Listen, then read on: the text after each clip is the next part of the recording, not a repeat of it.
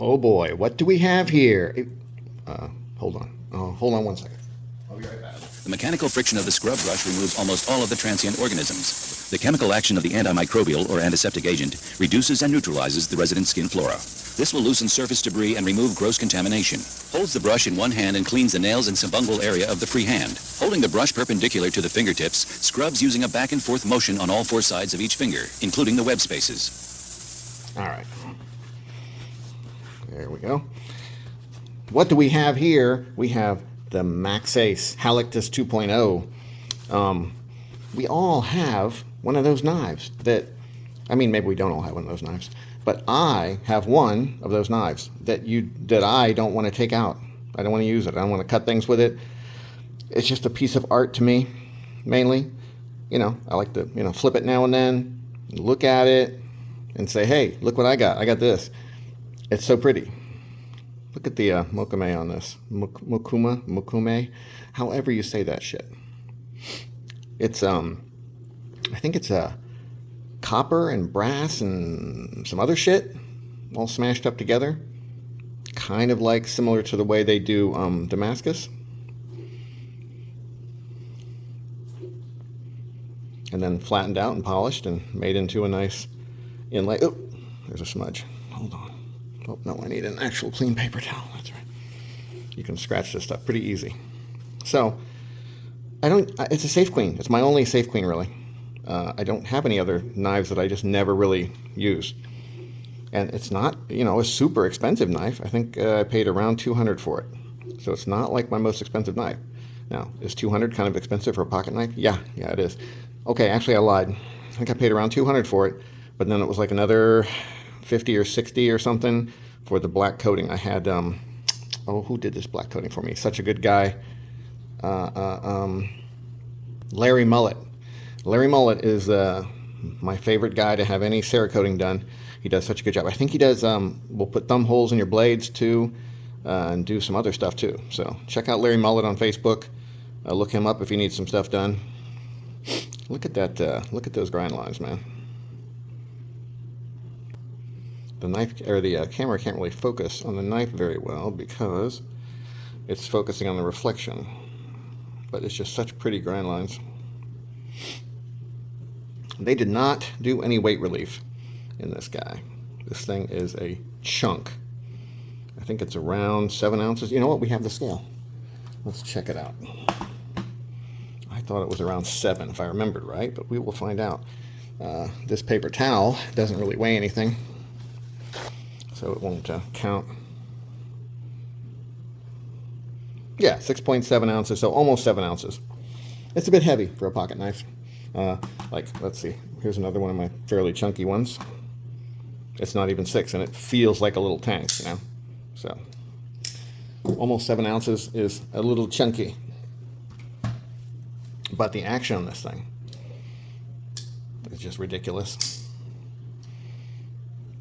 It has a, you might call it like a double clutch, because when you drop it, if you stop it right there, I mean, that's a decent amount of distance there, and it stops on it hits the detent ball right there on the edge of the tang, and it has to go over that detent ball before it can fall the rest of the way. But Maxace has put a super smooth detent ramp. A lot of knife companies do detent ramps. Well, a few do. Tucson does a lot of detent ramps. But here's the one with the detent ramp, I think. Yeah, so this guy has a detent ramp with the Tucson, but I can feel it grinding. Like it drops here, then it hits the detent, and then the detent ramp starts going up, and I can feel like a grrrt, because they didn't grind it super smooth. Okay, but it still works. I can get it to go over the detent ramp by dropping it like that. But this one, gravity almost just gets it to go over the detent ramp. Just the slightest little, and it falls down because the detent ramp is so smooth. Like, there are a lot of knives that probably shouldn't have a detent ramp, but this one is just done, I don't know, spectacularly. I think this used to be, I don't remember what color this used to be. Maybe a yellowish? Maybe the same as this backspacer was, because the backspacer, that's the original anodizing on that. I don't remember. This the body used to be just like your regular titanium gray, like that color. So it would have been about like that, which looked nice, but I wanted some contrast on it, so I had Larry Mullett do the Cerakote on it. But I left all the hardware and everything silver to kind of go with the silver of the blade, and then I sanded and polished the clip so that it was, kind of matched the blade a little bit better. The clip does scratch a little bit easy though, because it's just plain titanium and it's polished. So, you rub that on something, if you rub it getting in your car and you scrape across it, it's going to leave a scratch. But as of now, there's no scratches on it because I don't get into the car and scrape it. Yeah, I just don't. I think the blade is about 4 inches. It's a big sucker. Let's see. Do I have any other big boys here? I think this guy's about 4 inches. So we'll see. We got the CJRB Craig? No, what the hell is it called? Fuck, I don't remember this one. I'll put the name up here. It's a CJRB knife, and I think the blade is about 4 inches. Yep, right about the same length. So I think these are both 3.9, 4 inch, right around there. But this one weighs almost nothing, and that one weighs fucking almost 7 ounces. I think this guy's no more than 4 ounces, probably, something like that. Let's see. Yeah, super light, man. That is a good weight ratio right there. Very thin, very nice. Great CJRB right here. They have them in steel. They're a little heavier. This is the titanium one.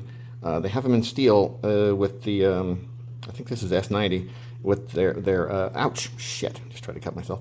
They have it with their RPM 9 steel, and those are really nice too. I want to get one of the steel ones in black with the same frag. It has almost a better sound than this one too. It's a little more clanky, a little nicer, if you like that acoustic clankiness. Look at that tall, flat grind on this guy. It is, even though it's a pretty thick blade, let's see, it's as thick as most of your thick boy two sons. Two sons are usually pretty thick.